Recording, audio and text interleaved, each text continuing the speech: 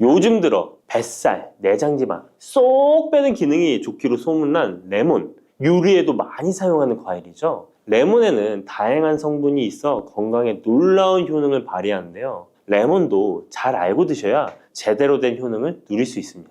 잘못 드시면 오히려 몸에 독이 되는 경우도 많이 있거든요. 영상을 통해 레몬에 어떤 효능이 있는지, 어떻게 먹어야 되는지, 함께 먹으면 보약이 되는 음식에는 어떤 것이 있는지, 그리고 레몬 드실 때 주의할 점까지 레몬에 대한 모든 것 알려드릴게요. 레몬은 다이어트뿐만 아니라 당뇨 예방과 관리에도 아주 탁월한 효능이 있습니다. 최근 연구 결과에서 레몬에 들어있는 비타민C와 풍부한 식이섬유, 각종 무기질과 구연산이 혈당 조절에 효과가 있어 당뇨 예방에 도움이 될 수 있고 지방을 분해해주는 효능이 있어 다이어트에도 도움이 된다고 발표했습니다. 또한 레몬은 독소를 배출해주는 효능이 있어 우리 몸의 신진대사를 원활하게 해줘 몸 안에 칼로리를 소모하는데 도움이 되고, 이는 몸의 붓기를 빼고 체중을 줄이는데 도움이 될 수 있습니다. 그럼 레몬의 효능에 대해 좀 더 자세히 알려드릴게요. 12주 동안 진행된 연구에서 고지방 식단에다가 레몬 껍질에 함유된 페놀을 함께 섭취한 설치류는 고지방 식단만 섭취한 설치류보다 체중이 감소했다는 것을 발표했습니다. 또한 체질량 지수가 높은 한국 여성을 대상으로 한 실험에서 레몬 다이어트를 시행한 결과 그렇지 않은 사람들에 비해 체중과 허리둘레가 줄어들었을 뿐만 아니라 인슐린 저항성까지 좋아진 결과를 볼 수 있었고요. 레몬 껍질은 이런 독소를 배출하는 효능뿐만 아니라 변비를 해결하는 데에도 탁월한 효과가 있습니다.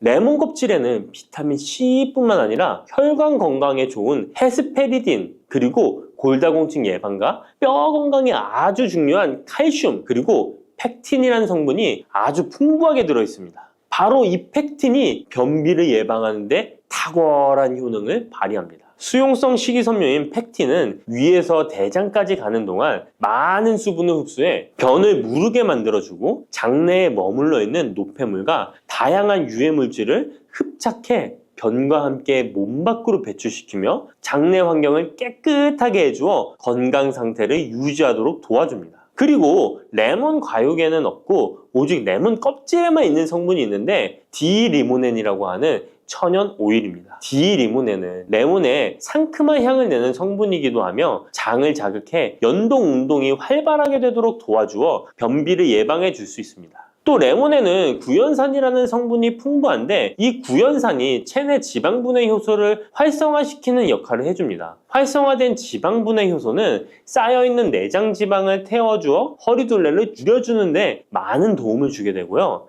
아침에 일어나자마자 공복에 레몬수를 마시면 체내의 대사 기능이 활발해져 몸 안에 에너지 소비가 활성화됩니다. 대한비만학회에서 발표한 연구 결과 레몬수를 섭취한 그룹이 그렇지 않은 그룹보다 내장 지방이 더 많이 감소했다는 것을 확인할 수 있습니다. 또한 레몬에 들어있는 성분들은 뇌졸중의 위험을 줄여주는데 도움이 될 수 있습니다. 한 연구에 따르면 감귤류에 함유되어 있는 플라보노이드는 여성의 허혈성 뇌졸중 위험을 낮추는데 도움이 될 수 있다고 발표했습니다. 허혈성 뇌졸중은 가장 흔한 유형의 뇌졸중인데 혈전 때문에 뇌로 가는 혈액의 흐름이 방해되면서 발생할 수 있습니다. 플라보노이드가 함유된 음식을 장기간 섭취하면 이런 심혈관 질환뿐만 아니라 각종 암을 예방하는 데 도움이 될 수 있다고 하는데요. 레몬에는 이런 플라보노이드와 함께 강력한 항산화 작용을 하는 비타민 C가 풍부합니다. 이 항산화 작용으로 세포 손상을 방지하고 암세포를 억제하는 항암 효과를 가지는 것이고요. 또한 레몬은 피부 미용에도 좋은데요. 피부색을 건강하게 해주는데 탁월한 효능이 있습니다. 비타민 C는 콜라겐을 형성하는 데 중요한 역할을 해주고 피부를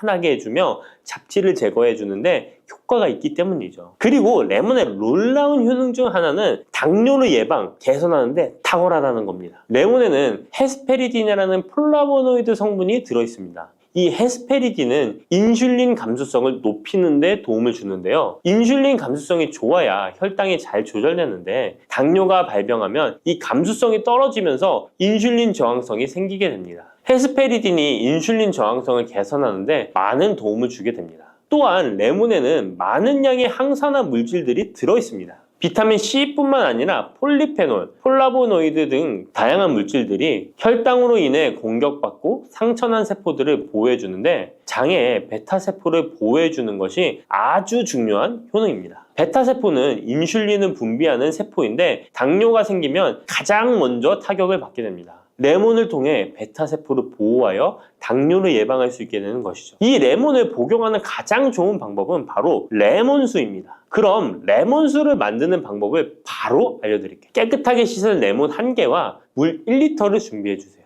레몬은 양끝 부분은 쓴맛이 나기 때문에 잘라주시고 레몬의 씨는 제거해도 되고 그냥 두셔도 됩니다. 적당한 크기로 자른 레몬을 80도 정도의 뜨거운 물에 넣어줍니다. 충분히 우려내 주시면 레몬물 완성입니다. 물의 온도별로 레몬물의 항산화 능력이 어느 정도 차이가 나는지 실험을 한 결과 80도 이상의 뜨거운 물에서 가장 높은 항산화 효과가 나타났다는 발표를 한 적이 있습니다. 레몬의 제대로 된 효능을 얻기 위해서는 레몬물을 만들 때 꼭 뜨거운 물로 레몬을 우려내 주시기 바랍니다. 레몬물은 실온에서 어느 정도 식힌 후 미지근해졌을 때 마시면 됩니다. 레몬의 산미가 강해 드시기 힘드신 분들은 물을 충분히 더 희석하여 드시다가 적응이 되면 물의 양을 줄이시면 됩니다. 이런 레몬수를 만들어 드실 때 주의할 점이 있는데요. 첫 번째는 반드시 충분한 양의 레몬을 넣어야 한다는 것입니다. 레몬수를 만들 때 레몬 자른 것 몇 조각을 넣어 드시는 경우가 있는데 이 정도는 충분하지 않습니다. 물 1리터에 레몬 1개 정도 우려서 드셔야 레몬의 효과를 볼 수 있습니다. 두 번째는 설탕을 넣으면 안 된다는 것입니다. 레몬의 신맛이 강해 먹기 힘든 분들이 종종 설탕을 넣어 드시는데 그렇게 하시면 오히려 우리 몸에 독이 됩니다. 레몬수의 맛을 위해 설탕을 넣다 보면 설탕을 과하게 드실 수 있기 때문에 넣지 않는 것이 좋습니다. 그리고 세 번째는 레몬을 세척할 때 깨끗하게 하셔야 되는데요. 깨끗하게 세척한다고 식초, 베이킹소다를 많이 사용하시잖아요. 하버드 대학 연구 결과가 있는데요. 레몬은 물에 2분 정도 담가 두었다가 흐르는 물에 잘 씻어주면 농약은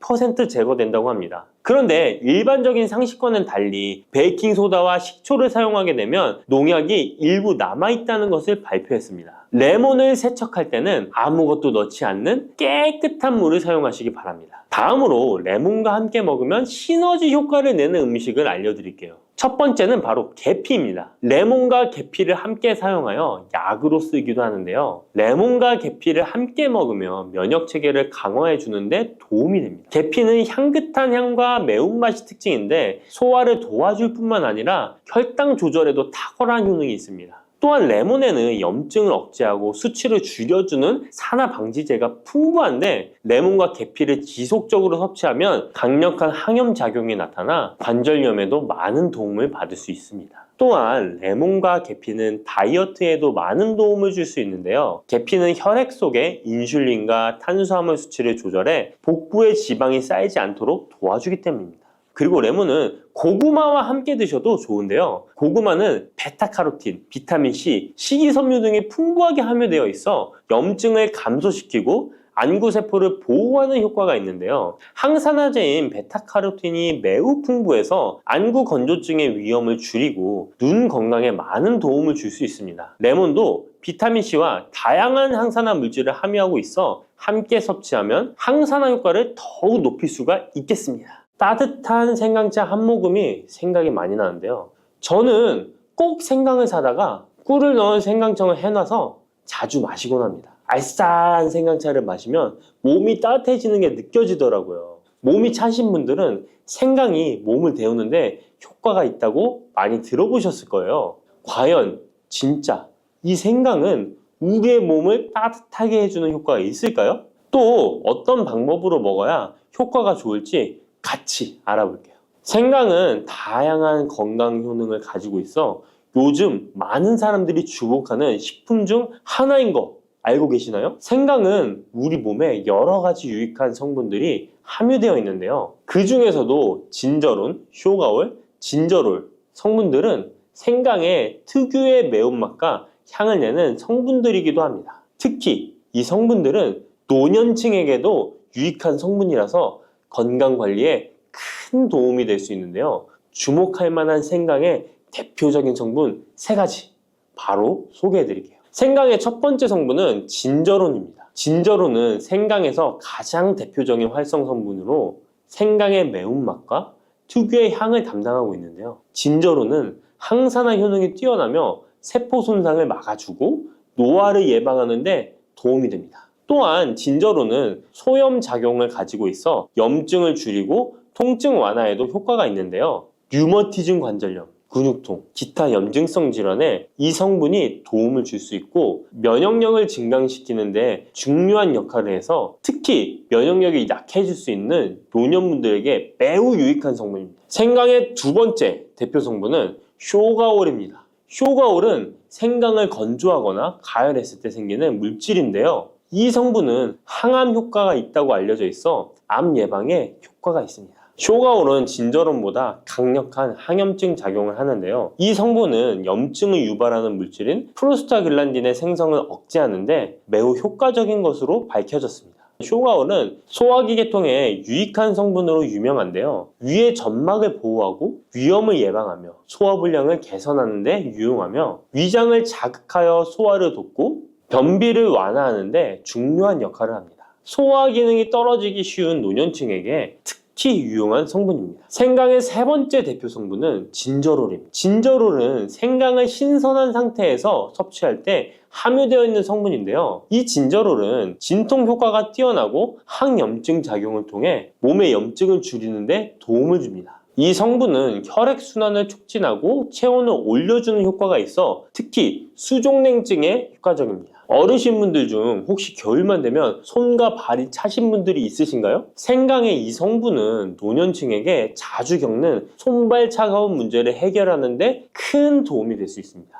또한 항균과 항바이러스 성질을 가지고 있어 감염 예방에 도움을 받을 수 있으므로 호흡기 질환을 예방하고 증상을 완화하는 데 효과적인 성분입니다. 혹시 중국의 성인 공자를 아시나요? 누구든지 한 번쯤은 들어보셨을 텐데요. 공자는 살아생전에 먹는 음식도 매우 철저하게 관리했다는데요. 공자가 매 식사마다 생강을 빼놓지 않고 먹었다는 것 알고 계셨나요? 공자는 생강이 얼마나 몸에 좋은지 그 옛날부터 알고 있었던 것이죠. 공자는 73세에 생을 마감했는데 그 옛날 평균 수명을 생각하면 어마어마하게 장수를 했던 것이죠.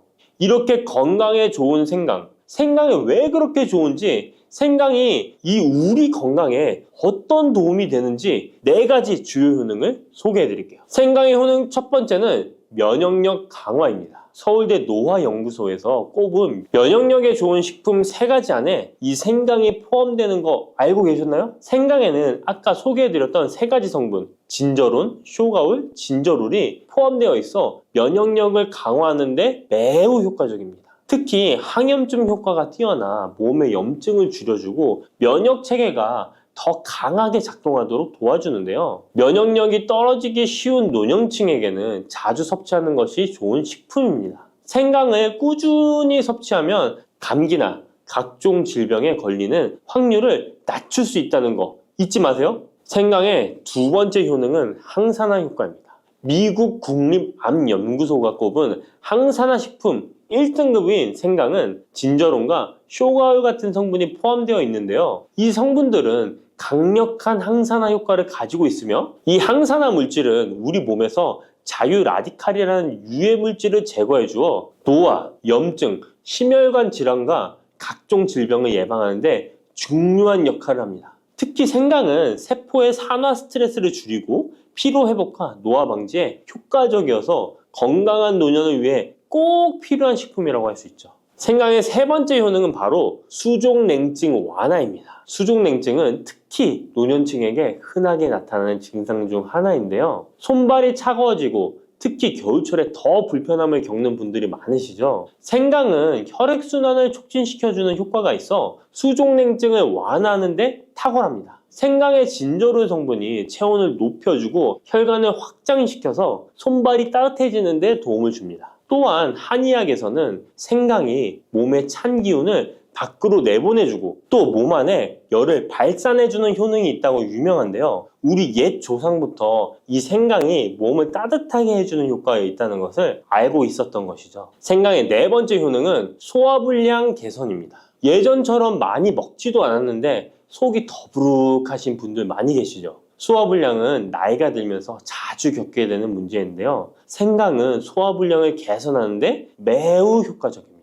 생강에 포함된 쇼가올 성분은 위장의 운동을 촉진시키고 위염을 예방하는 데 도움이 되는데요. 또한 메스꺼움이나 구토 증상을 완화시켜주기 때문에 특히 소화기 계통에 문제가 있는 분들에게 좋습니다. 그런데 이렇게 좋은 생강 그냥 차로만 드시고 계시는 분 많으시죠? 각 방법은 그에 맞는 효능을 더욱 잘 발휘할 수 있기 때문에 여러 방법으로 생강을 활용하는 것이 좋습니다. 차로 드시는 것 말고도 여러 가지 섭취하는 방법에 대해 자세히 알려드릴게요. 첫 번째 방법은 가장 간단한 방법으로 생으로 먹는 것입니다. 생강을 얇게 썰어서 샐러드나 요리에 넣어 먹을 수 있는데요. 생으로 먹을 경우 생강의 모든 효능을 그대로 섭취할 수 있으며 항산화와 항염 효과를 가장 잘 느낄 수 있습니다. 물론 그 특유의 매운맛이 강하기 때문에 매운맛을 좋아하지 않는 분들은 식초에 절여주시거나 물에 조금 담가 매운기를 확 빼고 드시거나 생으로 조금 먹는 것이 좋습니다. 두 번째 방법은 생강을 말려서 먹는 방법입니다.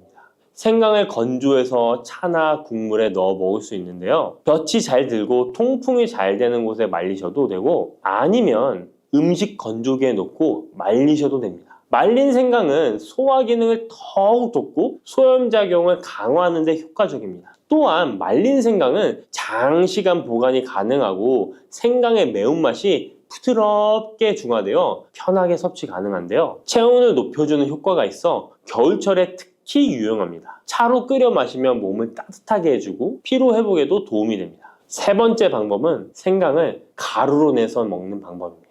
생강가루는 다양한 요리에 활용할 수 있고 특히 음료나 디저트에 넣어 먹기에 좋은데요. 혹시 진저맨 쿠키라고 들어보셨나요? 크리스마스에 자주 보이는 쿠키인데요. 외국에서는 진저맨 쿠키라고 쿠키 반죽에 생강가루를 넣어 겨울철 생강을 먹기 싫어하는 아이들에게 주는데요. 이렇게 가루 형태로 만들게 되면 생강의 매운맛을 부드럽게 즐길 수 있고 물에 타서 마시거나 다양한 요리에도 넣어 드실 수 있고 또한 소화 기능을 돕고 약간의 진통 효과까지 누릴 수 있습니다. 그냥 생강만 드시게 되면 너무 맵다고 하시는 분들 있으신가요? 혹시 생강의 향이 너무 강해서 조금 옅게 드시고 싶은 분도 있으실 텐데요. 그런 분들은 주목해 주세요. 생강과 잘 어울리는 식품 몇 가지 소개해 드릴게요. 생강과 잘 어울리는 식품 첫 번째는 레몬입니다. 레몬과 생강은 궁합이 아주 좋은데요.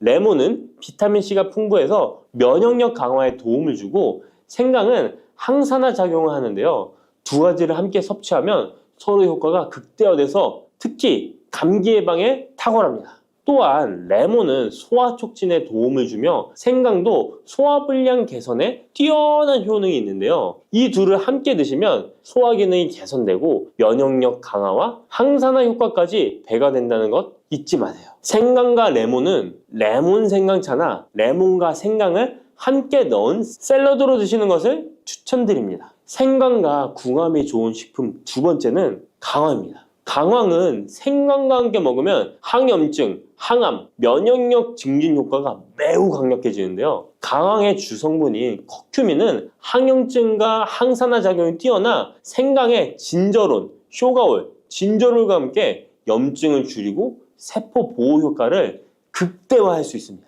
또한 강황은 면역력을 강화하는 데도 중요한 역할을 하는데요. 생강과 강황은 두 가지 모두 소염작용이 뛰어나기 때문에 관절염이나 염증성 질환을 앓고 있는 사람들에게 매우 뛰어난 작용을 합니다. 강황 생강차는 특히 겨울철에 체온을 올려주는 효과가 있어 겨울철 몸이 차신 분들, 수족냉증이 있으신 분들에게 추천드립니다. 생강과 같이 먹으면 좋은 식품 세 번째는 꿀입니다. 겨울철 꿀에 생강을 담가 차로 드시는 분들 많으시죠? 꿀은 생강과 함께 섭취하면 그 효능이 배가 되는데요. 꿀은 항균과 진정 효과가 있어 생강의 자극적인 맛을 부드럽게 해줄 뿐만 아니라 또한 꿀은 피로 회복해 주고 생강과 함께 먹으면 소화불량 개선에도 도움이 됩니다. 꿀 생강차는 속을 따뜻하게 해주고 위와 목을 따뜻하게 해주어 감기 증상이나 기침 완화에도 좋은 음료입니다. 이렇게 건강에 좋은 생강, 몸에 좋다고 많이 드셔도 될까요? 모든 식품은 과, 유, 불, 급 생강인데요. 생강도 마찬가지로 적절히 섭취해야 효과가 있습니다. 또한 잘못 먹으면 몸에 해가 되는 부작용이 있을 수 있기 때문에 몇 가지 유의사항을 알아두는 것이 중요한데요. 바로 알려드릴게요. 생강을 저장할 때 대충 비닐에 보관하셨다가 곰팡이 피신 분도 있으시죠? 생강은 곰팡이가 생기지 않도록 주의해야 하는데요. 생강은 수분 함량이 많아 습기에 민감하고 곰팡이가 쉽게 생길 수 있습니다. 이때 곰팡이가 생긴 생강은 섭취하지 않도록 하세요. 생강에 핀 곰팡이는 미코톡신이라는 독소를 생성하는데요. 일부 미코톡신은 인체에 매우 유독해 간과 신장, 면역체계에 심각한 손상을 줄 수 있습니다. 생강의 일부분만 곰팡이가 생겨도 이 독이 생강 전체에 퍼질 수 있어 곰팡이 핀 생강은 아깝더라도 전체 다 버리셔야 한다는 거 잊지 마세요. 곰팡이가 피지 않도록 생강을 보관할 때는 통풍이 잘 되는 곳에 보관하고 습기가 많은 곳은 피하는 것이 좋습니다. 생강은 많은 효능을 가지고 있지만 과다 섭취할 경우 부작용이 있을 수 있는데요. 너무 많이 지나치게 먹으면 속이 쓰리거나 위염이나 위장장애를 일으킬 수 있습니다. 하루에 2에서 3g 정도로 섭취하는 것이 적당하며 위장에 민감한 분들은 조금 더 적은 양을 섭취하는 것이 좋다는 것 기억하세요. 마늘이 몸에 좋다는 사실은 너무도 잘 알고 계시죠? 그런데 이것과 함께 먹으면 암과 치매에 걸린다니 깜짝 놀라셨나요? 아무리 몸에 좋은 마늘이지만 함께 먹으면 오히려 몸에 독이 되는 음식들도 있습니다. 그리고 마늘은 생마늘, 구운 마늘, 찐 마늘, 절인 마늘, 흑마늘 등 먹는 방법이 다양하잖아요. 이렇게 먹는 방법에 따라서도 우리 몸에 주는 효능이 다르답니다. 여기서 잠깐! 마늘 껍질은 대부분 먹지 않고 버리시잖아요. 마늘 껍질 오늘부터 절대 버리지 마시기 바랍니다. 마늘 껍질을 왜 먹어야 하는지 그리고 어떻게 먹어야 하는지 알려드릴게요. 자, 그럼 마늘과 절대 함께 드시면 안 되는 음식과 마늘과 함께 드시면 좋은 음식, 그리고 마늘과 마늘 껍질의 효능까지 마늘에 대한 모든 것을 알려드릴게요. 마늘은 정말 우리나라 사람들이 좋아하는 식재료인데요. 한국농촌경제연구원이 발표한 자료에 의하면 우리나라 1인당 1년 동안 마늘 소비량이 7kg인데요. 놀라지 마세요. 세계 평균이 0.8kg이랍니다. 우리나라 사람들이 마늘을 정말 많이 먹고 있죠. 마늘을 많이 먹는다는 것, 그만큼 건강한 식단을 먹고 있을 가능성이 높은 건 사실이지만 먹는 방법에 따라 오히려 독이 될 수도 있습니다. 여기서 마늘과 절대 함께 먹으면 안 되는 음식 첫 번째는 바로 빵입니다. 마늘빵 아시죠? 마늘이 발라져 있어 달콤 쌉싸름한 마늘 맛도 나고 향긋한 향도 좋아 즐겨 먹게 되는데요. 마늘이 있어서 몸에도 좋은 빵이라고 착각하고 즐겨 드실 수 있는데요. 마늘빵은 절대 드시면 안 됩니다. 왜냐하면 빵의 재료인 밀가루는 탄수화물이 주 성분인데요. 밀가루의 고탄수화물은 소화 과정에서 당으로 분해되고 혈당 지수를 급격히 올리게 되며 이때 인슐린의 분비가 과도하게 됩니다. 이런 현상이 반복되게 되면 체내의 인슐린 저항성이 높아지고 췌장을 망가뜨려 당뇨를 유발할 수 있는 것입니다. 그리고 이 당은 몸에 흡수되면서 지방으로 변하고 쉽게 살이 찌게 되어 비만을 야기할 수 있습니다. 밀가루 빵을 만들면 글루텐이라는 단백질이 생성되는데 이 글루텐은 소화불량, 복통, 변비 등 증상을 유발할 수 있습니다. 이뿐만 아니라 글루텐이 몸에 들어오면 장에서 에소루핀이라는 성분이 만들어지게 되는데 이 에소루핀은 중독성이 강해 밀가루 중독을 일으켜 빵 같은 밀가루를 과다 섭취하게 만든다는 것입니다. 마늘이 아무리 좋은 성분으로 항암 작용, 항염증 작용을 한다고 해도 마늘빵으로 드신다면 아무 소용이 없는 것입니다. 그러면 마늘은 어떻게 먹어야 마늘의 효능을 극대화할 수 있을까요? 마늘은 생으로 드실 때도 물론 좋지만 익혀서 드실 때 더욱 좋습니다. 몸에 보약이 되는 마늘 먹는 법, 첫 번째는 마늘밥입니다. 국립농업과학원에 따르면 마늘의 S-알리시스테인 함량을 조리법에 따라 조사한 결과 생마늘일 때 S-알리시스테인 함량이 2.77mg 정도 되었고 삶기 시작한 후 30분이 지나면 4.92mg이 되었으며 1시간이 지났을 때 9.16mg으로 생마늘에 비해 무려 4배 이상이 많아진다고 했습니다. 뿐만 아니라 121도의 온도에서 1시간 동안 마늘을 쪘을 때 S-알리시스테인 함량이 50.24mg으로 생마늘보다 18배 정도 높았다고 연구 결과를 발표했습니다. 따라서 마늘을 드실 때는 1시간 이상 끓여서 드시는 것이 좋은데요. 이런 방법이 번거로워 추천드리는 방법이 바로 마늘밥입니다. 밥을 할 때 마늘을 넣는데요. 1인분에 마늘 3, 4알 정도씩 넣어서 밥을 하시면 됩니다. 현미가 있다면 현미를 넣은 마늘밥을 하시면 더욱 좋은데요. 현미 속에는 티아민이라는 성분이 있는데 마늘의 S-알리시스테인과 현미의 알리티아민 두 가지 성분을 모두 섭취하여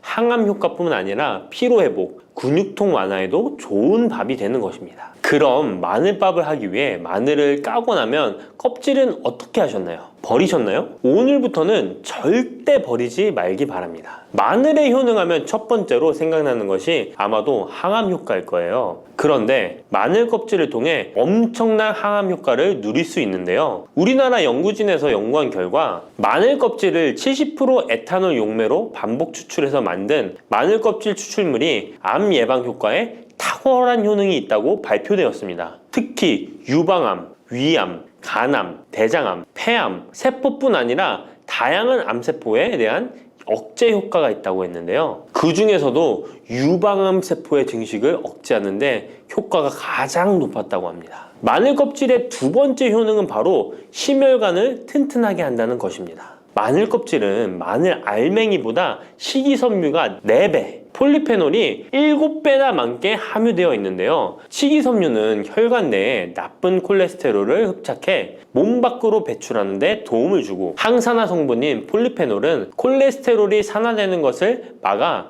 나쁜 콜레스테롤이 만들어지는 것을 방지하는 데 효능이 있는 아주 중요한 성분입니다. 마늘 껍질에 함유된 알리신 성분은 혈중 지지를 낮춰 콜레스테롤과 중성지방을 낮추는 데 효과적인 성분입니다. 이를 통해 동맥경화를 방지하는 데 도움을 주어 심혈관 질환을 예방하는 데 좋은 성분인 것입니다. 또 마늘 껍질을 말려 분말로 만들어 음식에 넣어 드시면 비만을 막아주는 효과를 볼 수 있는데요. 식이섬유가 풍부해 지방의 흡수를 막고 나쁜 지방을 배출하는 데에도 탁월한 효능이 있습니다. 뿐만 아니라 체내 지방의 대사를 촉진하여 지방 분해가 빠르게 일어나 체지방을 제거하는 데 아주 효과적입니다. 그리고 마늘 껍질 분말로 드시는 방법 말고 차로도 드시는 방법이 있는데요. 마늘차 우리는 법을 알려드릴게요. 마늘 껍질을 깨끗하게 씻어 말린 다음에 기름을 두르지 않은 팬에 마늘 껍질을 넣고 볶아주어 수분을 없애줍니다. 이렇게 하는 이유는 수분을 없애는 것도 있지만 마늘 껍질을 열을 가하게 되면 항산화 성분인 폴리페놀과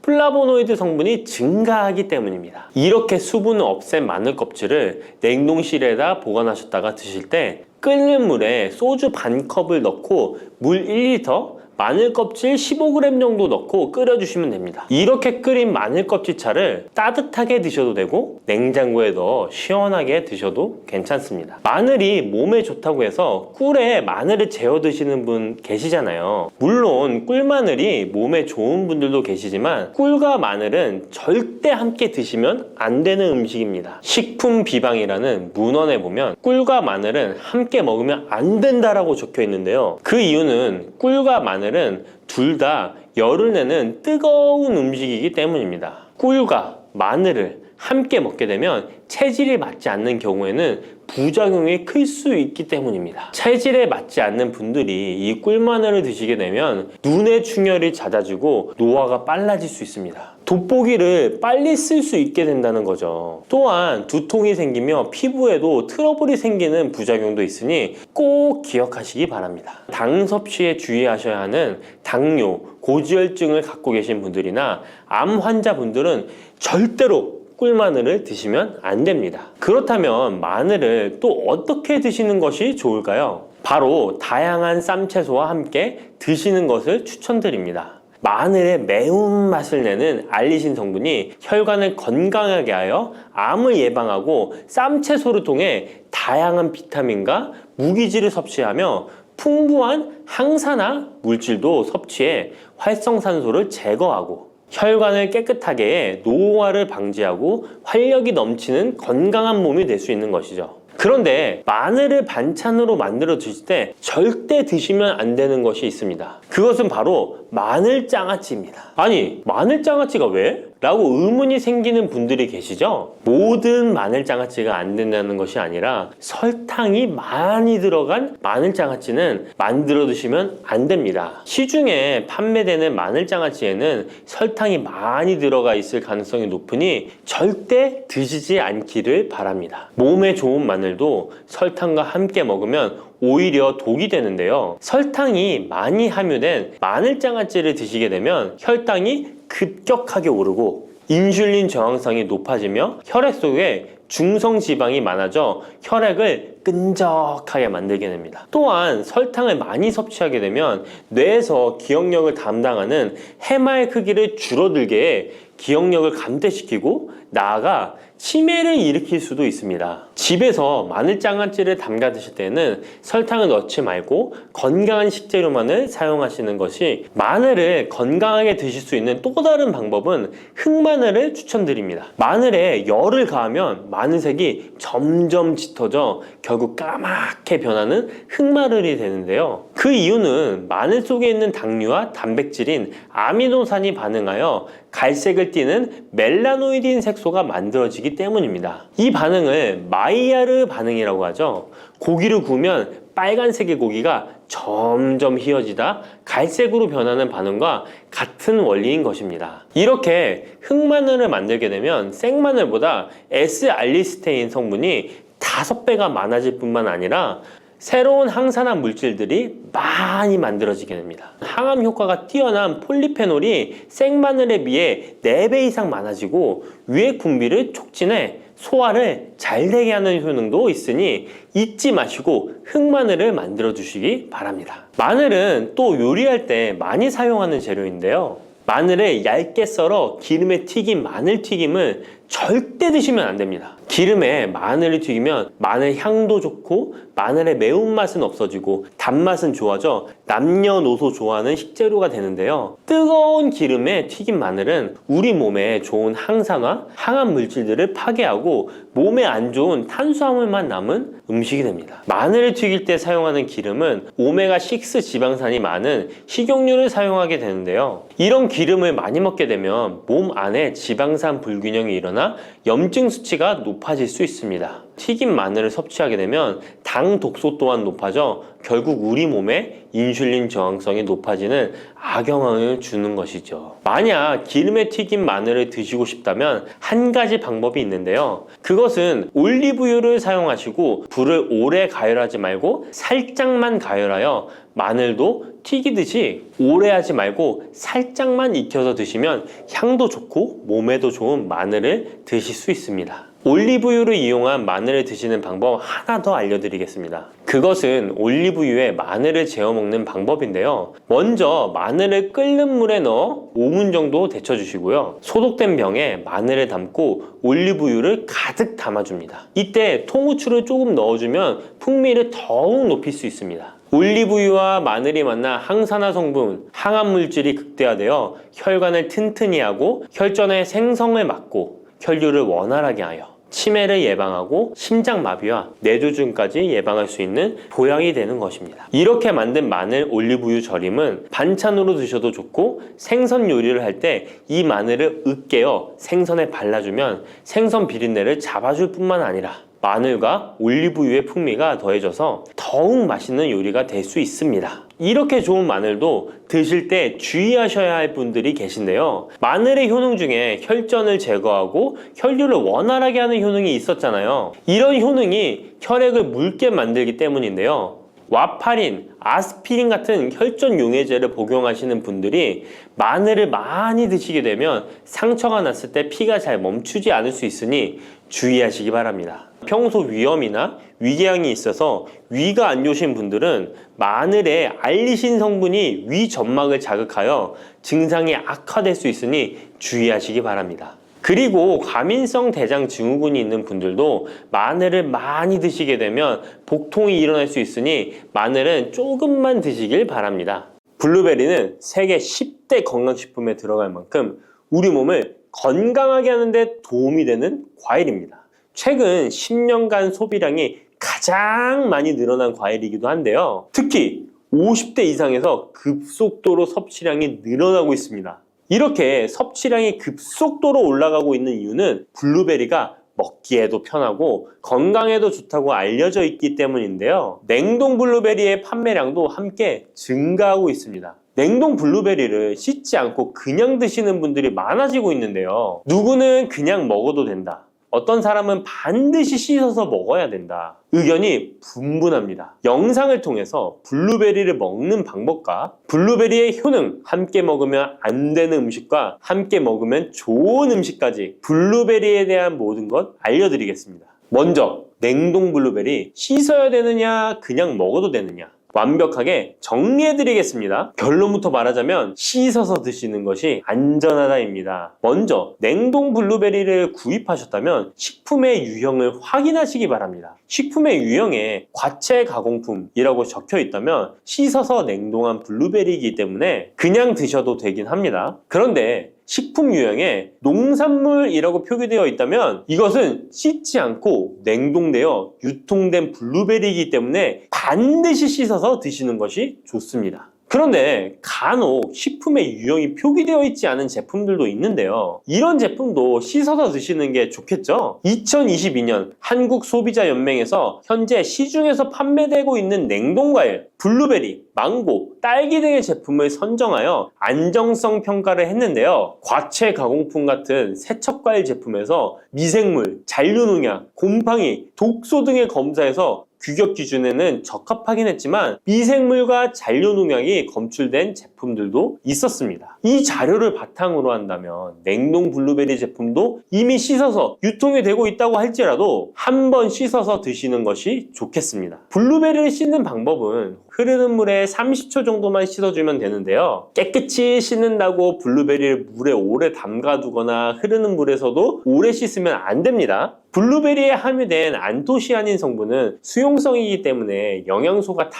빠져나가 버릴 수 있습니다. 잔류농약 또한 수용성이기 때문에 흐르는 물에 30초 정도만 씻어도 충분하니까 걱정하지 말고 드셔도 됩니다. 블루베리는 특별히 생과일보다 냉동 블루베리가 안토시아닌의 함량이 높아집니다. 시드니의 뉴사우스 웨일즈 대학의 연구진이 블루베리를 건조, 냉장, 냉동했을 때 핵심 영양소가 어떻게 변화되는지 실험을 했는데요. 안토시아닌의 함량이 블루베리 1g당 생과일일 때 7.2g이었는데 냉장 보관하여 2주가 지났을 때 5.7mg으로 줄었고 건조했을 때는 4.3mg으로 더욱 줄었습니다. 그런데 냉동 한 달 후에는 8.1mg으로 생과일 때보다 늘어났고 냉동 3달이 지나자 7.9mg으로 소폭 줄었지만 역시 생과일 때보다는 많은 함량이 확인되었습니다. 실험 결과만으로만 보면 블루베리는 냉동으로 드시는 것이 가장 많은 영양 성분을 섭취할 수 있다는 말이 되겠네요. 추가로 눈 건강이나 심혈관 질환, 당뇨 등에 도움이 많이 되는 이 안토시아닌 함량이 개런티된 영양제도 많이 나와 있으니 꼭 블루베리, 빌베리와 같은 영양제를 드시려면 건강기능식품으로 제조된 안토시아닌 함량이 최소 50mg 들어있는 제품을 드시면 좋겠죠? 그렇다면 다른 채소나 과일은 냉동했을 때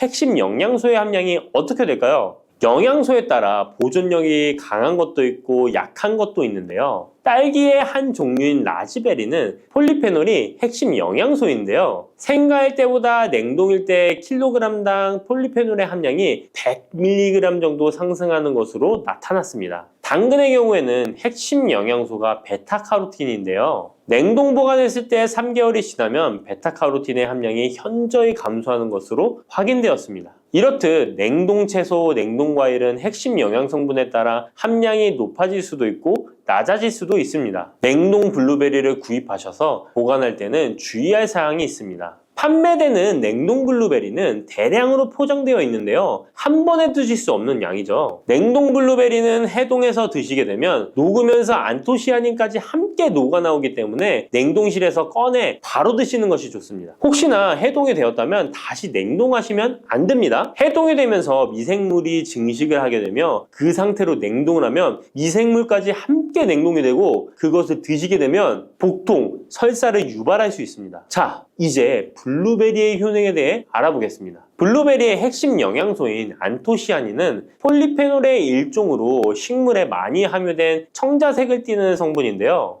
블루베리의 색깔이 짙은 보라색을 띠는 것이 바로 안토시아닌 때문입니다. 안토시아닌의 과일별 함량에서는 빌베리, 블루베리가 가장 높은 함량을 가지고 있는 것으로 알려져 있는데요. 안토시아닌 함량이 높고 좋은 빌베리, 블루베리일수록 드셨을 때 입안에 보랏빛으로 착색이 심하게 되는 경우가 많아요. 인공색소가 아니기 때문에 전혀 걱정 안 하셔도 되고 10분 정도 지나면 자연히 없어지니 시중 빌베리, 블루베리가 포함된 건강기능식품을 드셨을 때 착색이 되더라도 전혀 걱정 안 하셔도 됩니다. 안토시아닌의 가장 큰 효능은 눈을 건강하게 한다는 것입니다. 안토시아닌은 로놉신의 제합성을 촉진하여 시력을 보호하고 백내장, 안구 건조증, 망막염 등의 눈 질환을 예방합니다. 눈의 피로와 노화를 방지하며 초기 근시도 예방하는 것으로 알려져 있습니다. 또한 강력한 항산화 물질인 안토시아닌은 체내 활성산소를 제거하여 세포의 노화를 방지해 주는데 뇌세포의 노화까지 예방을 합니다. 폴리페놀 성분인 안토시아닌은 뇌 신경세포를 보호하고 신경 전달 물질의 분비를 촉진하여 뇌의 기능도 향상시키며 뇌의 해마를 자극하여 기억력을 향상시키고 치매를 예방하는 데에도 효과적입니다.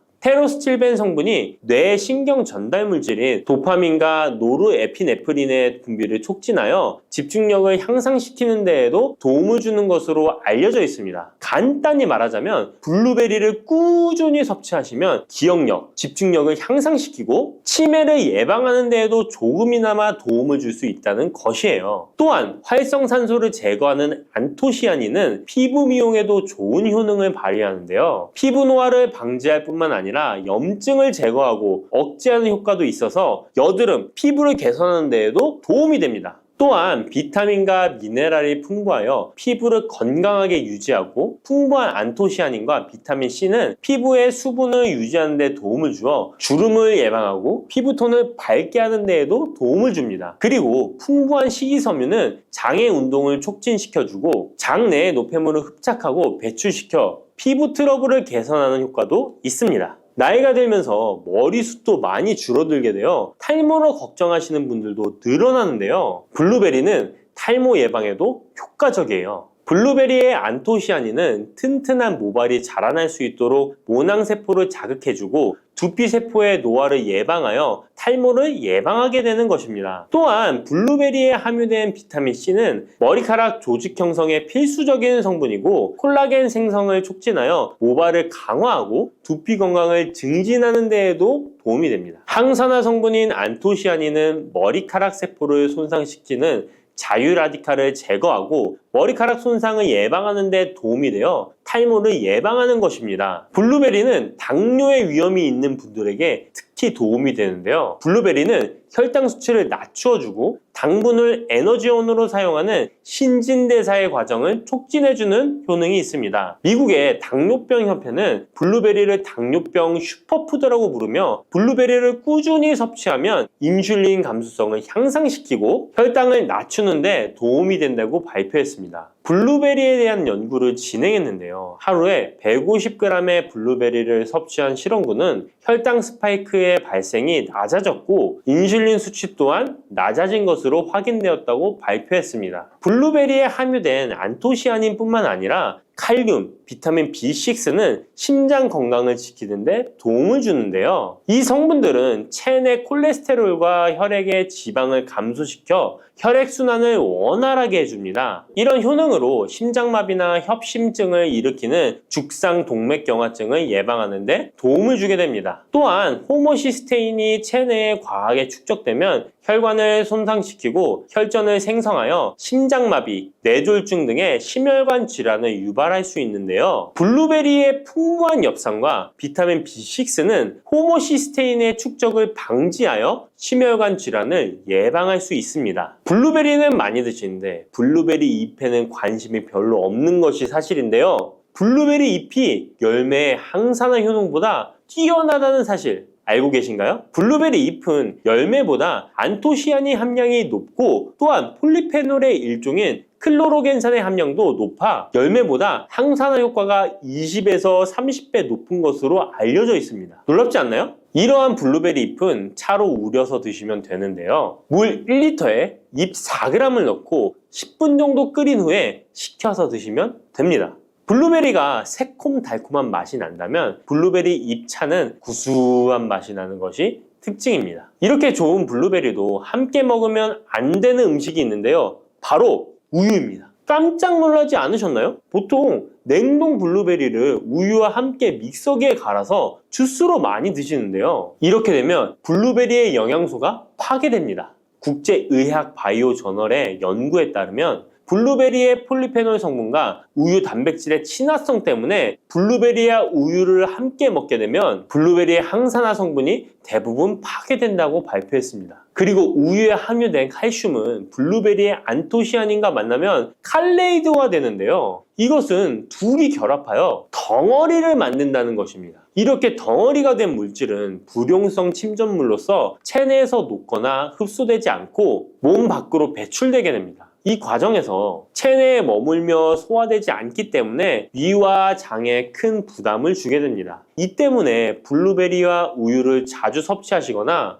위와 장이 약하신 분들이 드실 경우 위장에 염증을 유발할 위험이 있습니다. 특히 신체 기능이 많이 떨어져 있는 나이가 많으신 분들이 이렇게 드시면 위장에 안 좋을 수 있으니 주의하시기 바랍니다. 블루베리 주스를 만들어 드실 때는 우유 대신 오트밀이나 물을 첨가하여 드시는 것이 좋겠습니다. 우유가 블루베리와 맞지 않는다고 해서 요거트도 맞지 않는 것은 아닙니다. 요거트는 발효 과정을 거쳐 단백질이 쉽게 분해되기 때문에 항산화 성분의 흡수율을 높여줍니다. 요거트에 냉동 블루베리를 얹어서 먹는 것은 좋은 블루베리를 먹는 방법이 되겠습니다. 블루베리를 드실 때 주의하셔야 할 분들도 있습니다. 블루베리에는 살리살신이라는 성분이 있는데 이것 때문에 알레르기 반응을 일으키는 분들이 있습니다. 블루베리를 드시면 입술이 붓거나 간지러운 증상이 나타나고 복통과 설사의 증상이 나타난다면 즉시 블루베리 섭취를 중단하셔야 합니다. 그리고 블루베리에는 혈액을 묽게 만드는 비타민 K가 풍부하게 함유되어 있는데요. 심장질환이나 뇌혈관 질환 등으로 이미 아스피린과 같은 혈전 용해제를 복용하고 계신 분들이 블루베리를 과잉 섭취하게 되면 문제가 발생할 수 있으니 섭취를 주의하셔야 합니다. 또한 사람에 따라서 블루베리가 일시적으로 혈당을 낮추는 효과가 있기 때문에 당뇨가 있는 분들이 블루베리를 과잉 섭취할 경우에 저혈당 증세도 나타날 수 있습니다. 어떤 음식이든 각자 자신의 체질에 맞게 드시는 게 가장 좋겠습니다.